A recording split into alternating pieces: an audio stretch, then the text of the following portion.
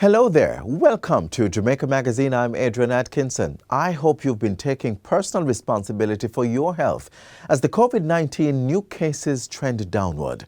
Over the next 30 minutes, we'll discuss growth projections for the economy, help you put that financial plan in place for your child's education, and share a few work-from-home tips. Please stay with us. I'm saying to every single Jamaican, you will decide how this pandemic ends. If you wear your mask, if you maintain the physical distance, and if you decide to take the vaccines when it is your time, the pandemic will end. But if in frustration or just ignorance, we do not take responsibility, then the pandemic could end badly, including the loss of more lives.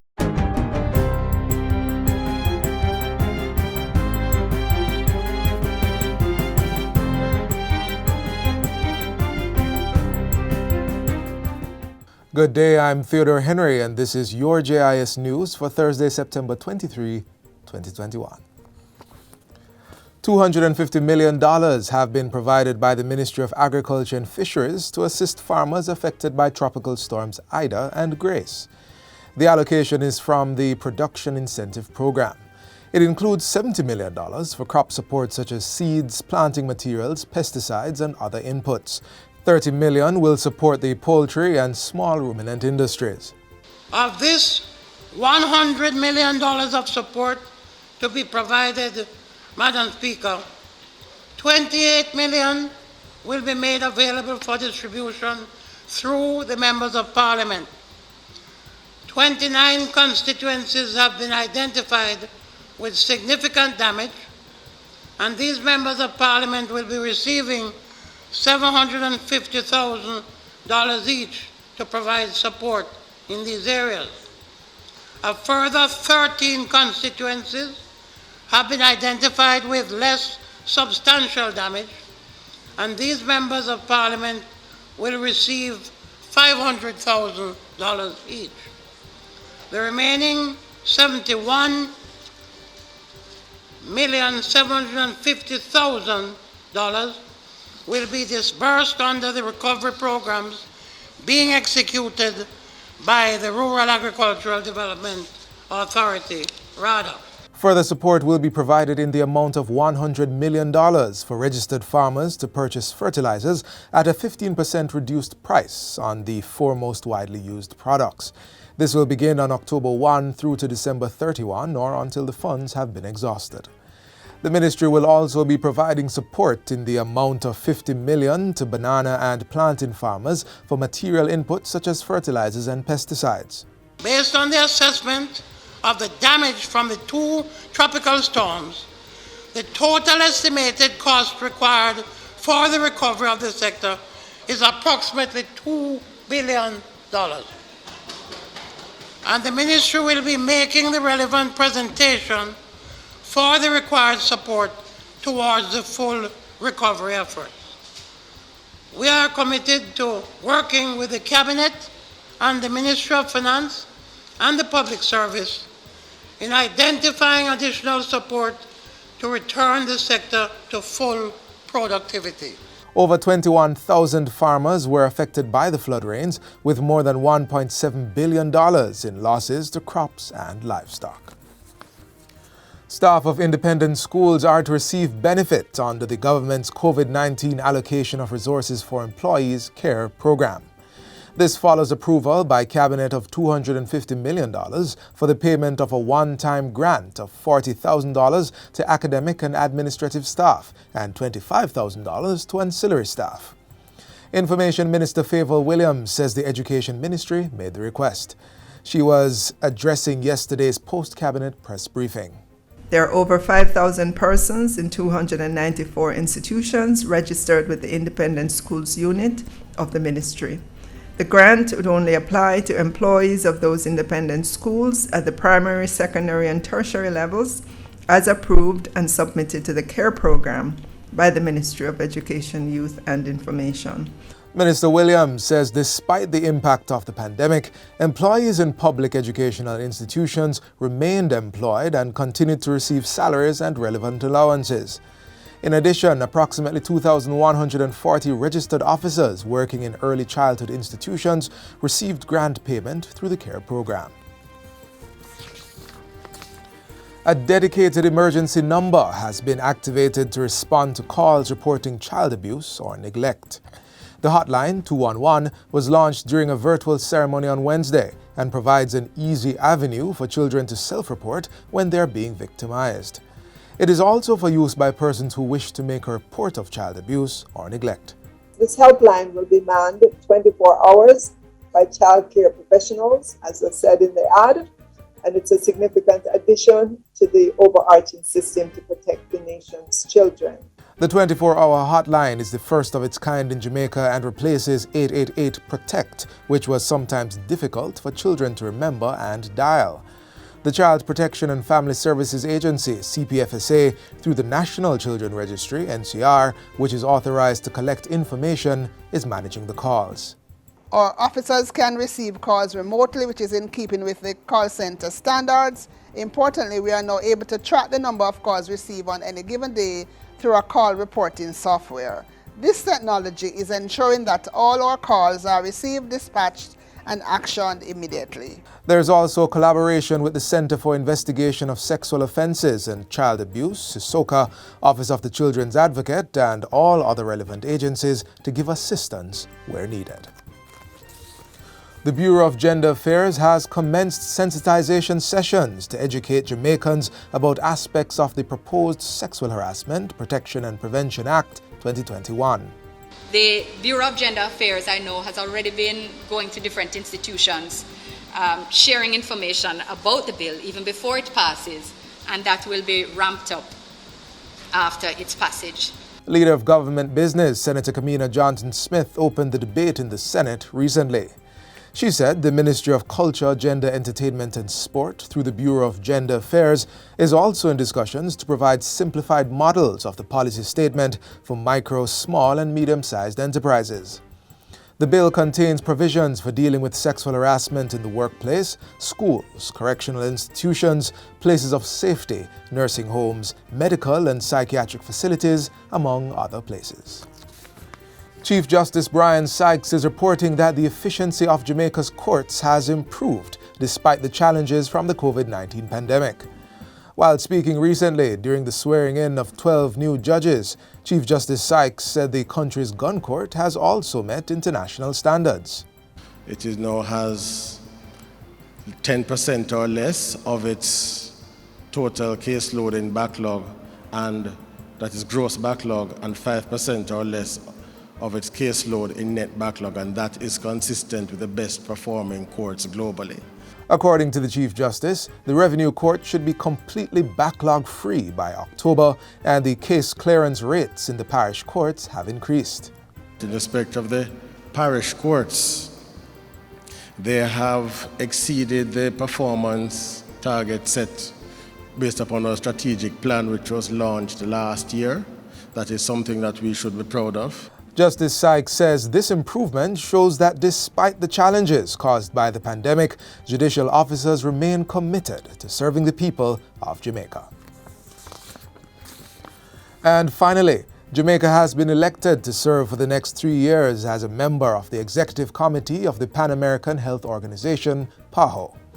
This committee acts as a working party of the PAHO Conference or Directing Council and is composed of 9 member states of the organization. The election, which included 2 other countries, took place at the 59th meeting of PAHO Directing Council, now being held in Washington. Minister of Health and Wellness, Dr. Christopher Tufton, who is leading Jamaica's delegation and chairing the meeting, welcomed the appointment. Of course, I want to express my congratulations to the 3 countries who have been elected to the executive committee, and being Jamaican, I want to recognize Jamaica for its efforts and contribution, as I do for the other 2 members, Argentina and Bolivia. Jamaica, Bolivia and Argentina, the newly elected members to the committee that will serve with Costa Rica, Haiti, Mexico, Brazil, Cuba and Suriname, succeed Barbados, Ecuador and the United States of America. The PAHO Directing Council is responsible for setting the organization's policies and priorities for technical cooperation, as well as discussing matters of public health significance and agreeing on the way forward for the region of the Americas. And that's it for JIS News Today. I'm Theodore Henry. Thanks for watching.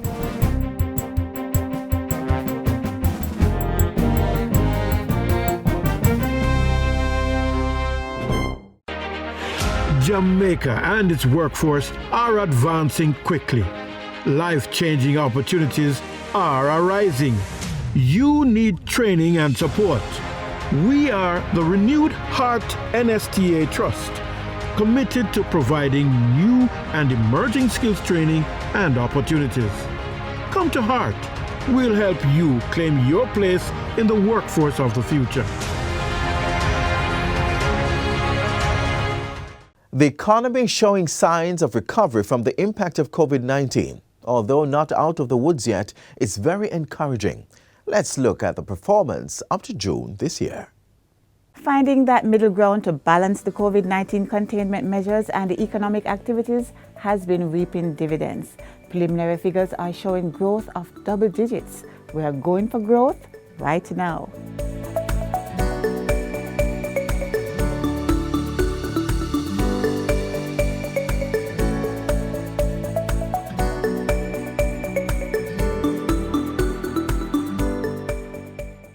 The country's economic performance for the April to June 2021 quarter registered growth of 12.9% compared to the corresponding period last year. The January to June period this year also had a positive growth of 2.3%. Released by the Planning Institute of Jamaica, the PAHO, the figures are an indication that the economy has begun to show signs of recovery. Heading the top 6 contributing factors, according to Director General Dr. Wayne Henry, is the increased domestic and external demand for Jamaica's goods and services. Increased operating hours for businesses, which facilitated higher capacity utilization rates and production levels. 3, an increase in the implementation of residential and commercial building projects and road construction works.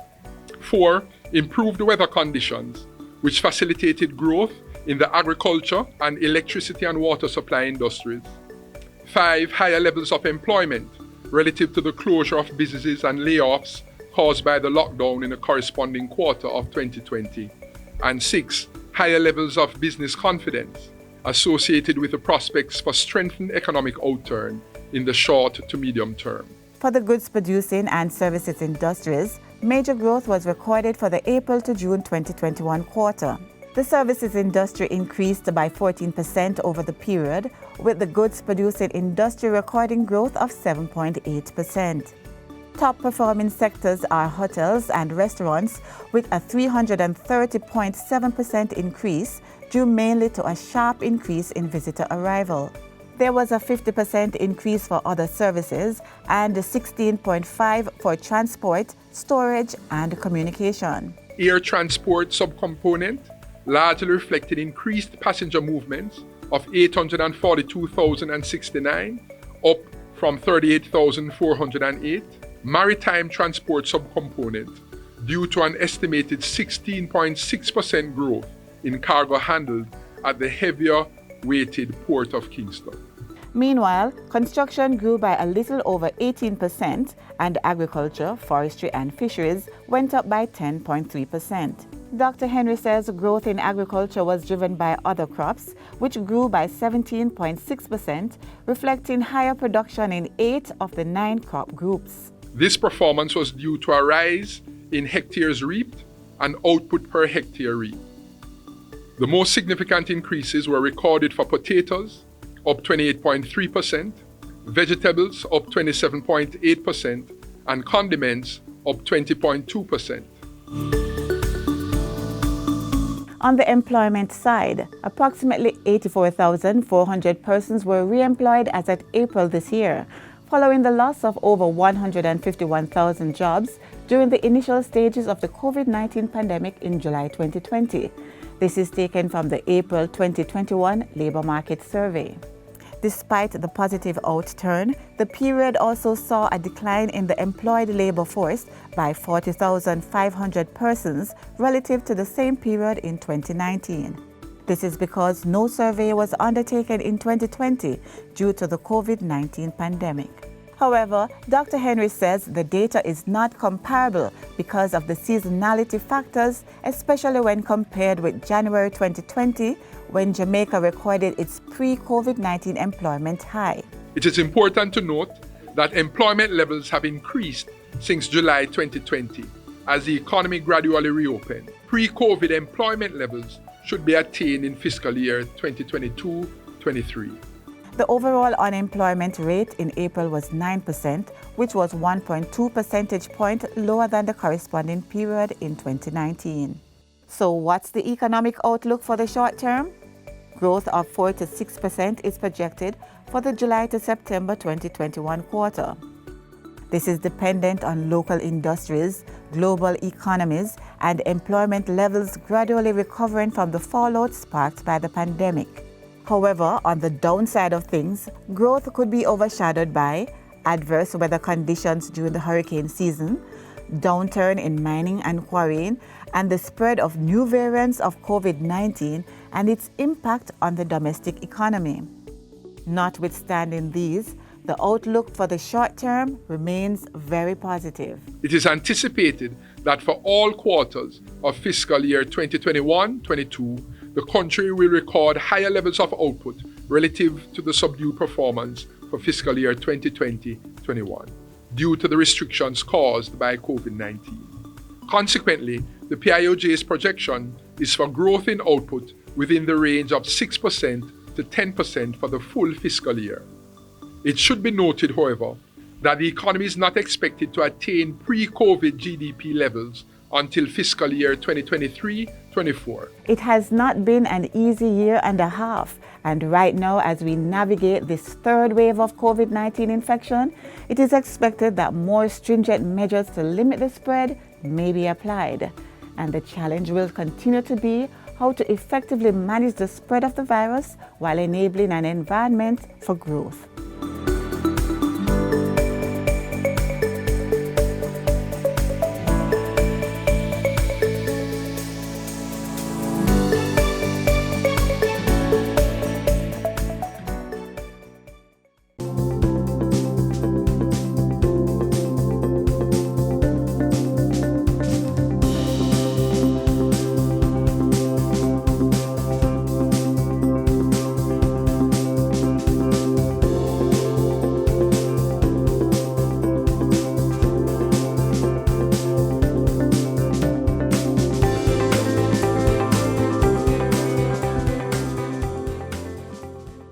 Education is very important to personal development. It allows us, generally, to communicate well with others, get the job we desire, or open our own businesses. But the journey from primary to tertiary level often comes with a price tag that varies based on your child's area of studies. And finding the funds up front can be challenging. So today, we share how you can plan for your child's education.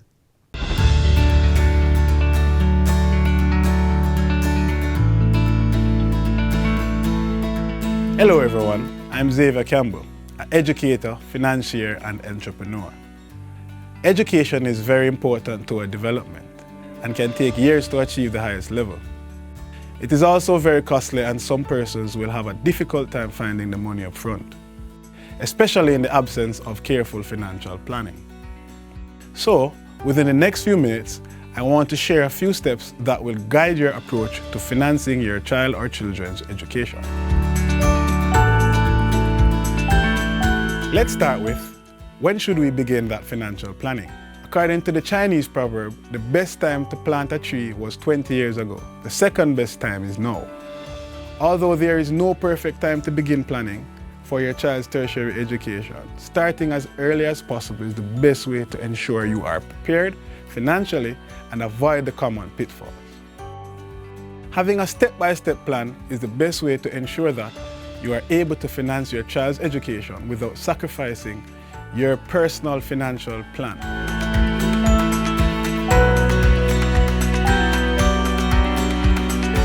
There are several things to consider when planning for your child or children's education.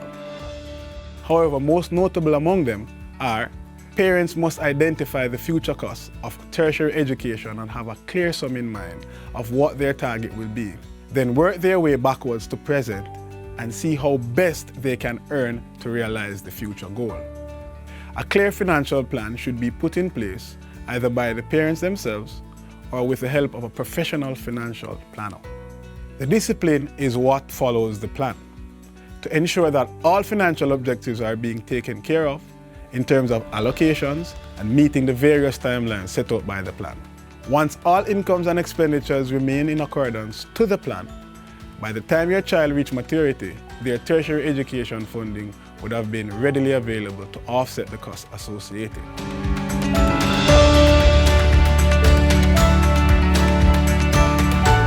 Now your options could be savings or investments. Both are good, but let's look at them closely.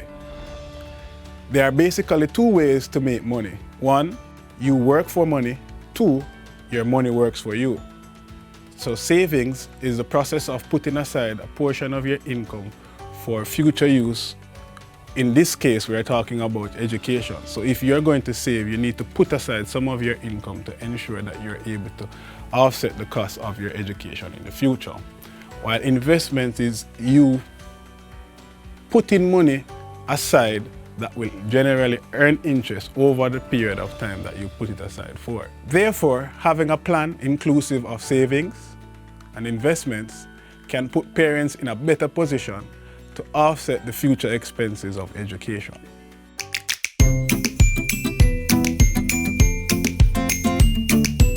Firstly, if you're not financially literate, I would advise you to seek assistance from a professional financial advisor to ensure you are getting qualified advice that will help you achieve your goal.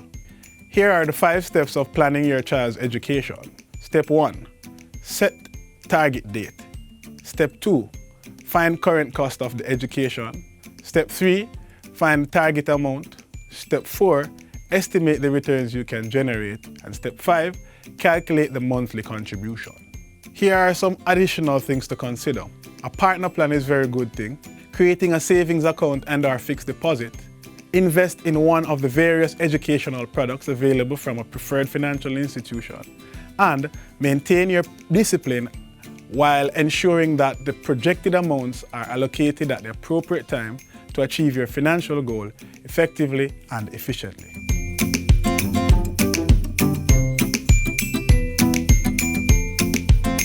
One of the most common mistakes that parents make is that they think that they need this large lump sum. But as the Jamaican proverbs go, every mickle make a muckle, so therefore they can start small and then build onwards. Now another mistake that they normally would make is the fact that they think that savings alone would help in terms of offsetting the costs in the future. What I would recommend is for them to use a culmination of both savings and investments in order to achieve their financial goal.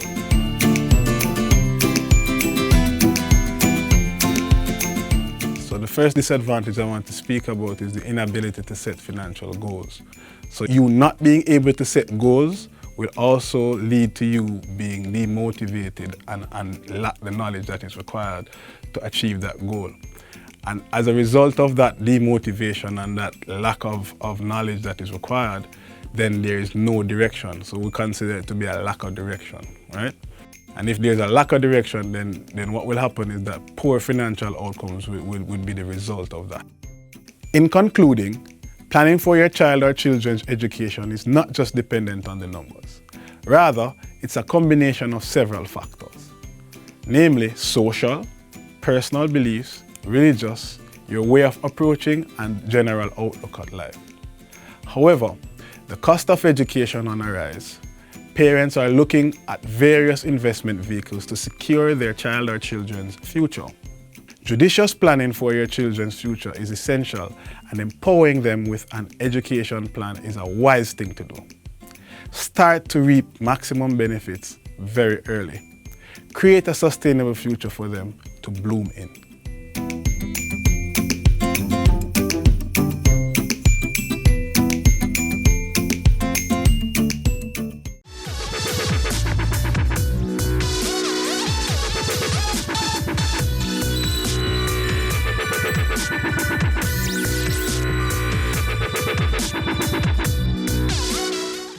Up next, some work from home options.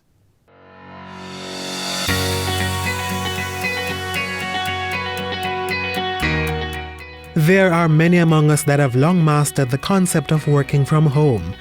But for the majority, businesses and individuals alike, it's a new foreign concept. In that mix are persons whose means of earning simply does not translate to a homework environment, or so it may seem. Let's explore some options. First, if you are socially engaging and have a passion for anything, consider creating content for online. YouTube is a great platform for this. To get started, all you need is a device that can record video. A phone with a decent camera would suffice, and a subject that you're knowledgeable and passionate about. Create your own YouTube page and begin to upload. Over time, as you build an audience, you can begin to earn from ads placed on YouTube, as well as sponsorships that come directly to you. For those whose places of employment have directed them to take their work tasks home, the important thing is to ensure you remain productive. Unlike the 9-to-5 routine of the physical work environment, your home is likely to come with a lot of distractions as you try to navigate around other family members and the fact you don't have a boss physically there to check in on you. It will be important to formulate a routine that will allow you to complete the work that is required of you. Try creating a things to do list and put a timestamp on it. For example, between 9 a.m. and noon is when you will complete that report your manager has asked for. This will work more effectively if it's shared with family members. Not the details, but the timelines, so they know when not to disturb you. Depending on the type of business, working from home could require access to the company's network or the transfer of data.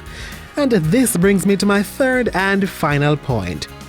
Companies will need to put infrastructures in place to ensure their employees can access all the information and resources needed to maintain productivity in the home spaces. This may involve providing laptops with required software for connectivity. Employers will also need to institute an accountability system to check in with workers to ensure they are actually performing. We are trying to put in place the measures, bearing in mind that it is not the intention of the government to shut down the economy. What we are trying to do is to institute the measures that we believe will inure to greater practice of social distancing, which is what is now being recommended as the most effective way of controlling the spread of COVID-19.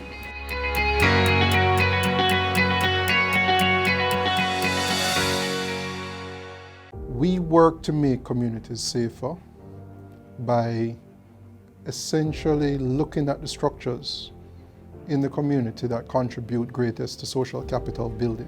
Try to reinforce, build, and establish those structures in a way that the community can sustain their own safety and own their own peace. When we say, for instance, we're doing a zinc fence removal program, what we're really doing is improving the line of sight. If you're on the street and you can see better what is behind the fences, then as you walk along the street or children play and etc., you're able to contribute to crime prevention. We believe in terms of our mandate and our responsibility that by making communities safer, we can make Jamaica safer.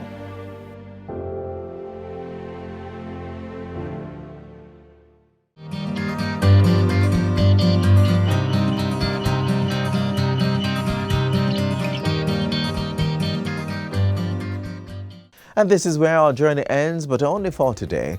Do join us again tomorrow when we'll bring you another informative program. In the meantime, stay connected via our website, jis.gov.jm. And while you're online, send your feedback to Jamaica Magazine@jis.gov.jm or via tweet at JIS News. You may also find us on all the major social media platforms and through our mobile app that's Android and iOS compatible. On behalf of the entire production crew, I'm Adrian Atkinson. Do take care. This has been a production of the Jamaica Information Service, the voice of Jamaica.